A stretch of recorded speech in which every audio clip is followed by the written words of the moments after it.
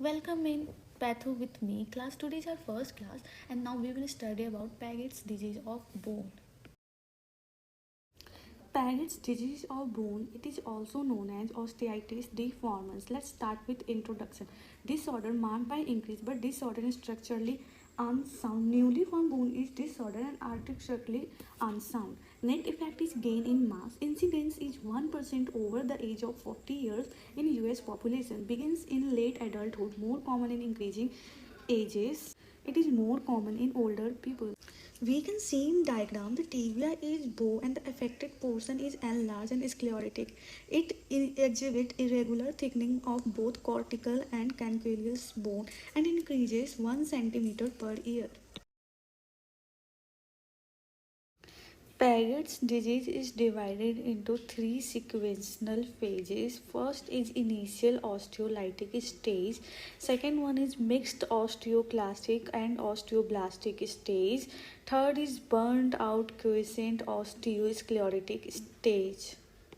We can see in diagram in osteolytic phase there is a primarily osteoclast activity, and in a mixed phase we can see new bone formation is happening, and in a third phase, that is osteosclerotic phase, there is the osteoblast. Etiology of Paget disease of bone. The cause of Paget disease is remain uncertain, but current evidence suggests about both genetic and environmental contribution.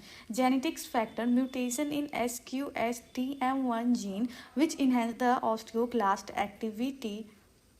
Approx 50% of familial Paget disease and 10% of sporadic cases are associated with mutation in SQSTM1 gene. Mutation in RANKL and activate RANK gene and inactivated OPG gene in juvenile Paget disease. And it shows autosomal dominant pattern of disease. And now second one is environmental factor, role of infection by a paramyxovirus. Morphology of Paget disease of bone.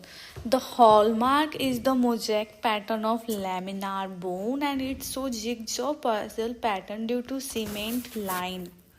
That annual hazardly oriented units of laminar bone. In initial lytic phase, there is the osteoclastic activity and numerous resorption pit. Osteoclasts are large with 10 to 12 nuclei. In the mixed phase, it has osteoclasts, but many of the bone surface are lined by pump osteoblasts. In this, bone may be woven or laminar, which is remodeled into laminar bone. You can see in the figure there is a mosaic pattern of laminar bone. Clinical features of Paget disease of bone, which is very important. First one is monostotic Paget disease. The disease involved in single bone and which is asymptomatic, and it involves tibia, pelvis, femur, skull and vertebrae. Second one is polystotic Paget disease. This disease involves in many bones and it produces pain, fracture, skeletal deformities, and it involves vertebrae, pelvis, femur, skull, sacrum and tibia. And the third one is arthritis, and the fourth is skull abnormalities. The enlargement of craniofacial skeleton, which is also known as leontiasis osseosa, which is lion face shape, and the invagination of skull base platybasia. Fifth one is sarcoma, which is the most dreaded complication in Paget disease, which occur in less than 1% of individuals of Paget disease and 5 to 10% in severe polystotic disease. The sarcoma, usually osteosarcoma or fibrosarcoma, arise in Paget lesion in long bone, pelvis, skull and spine.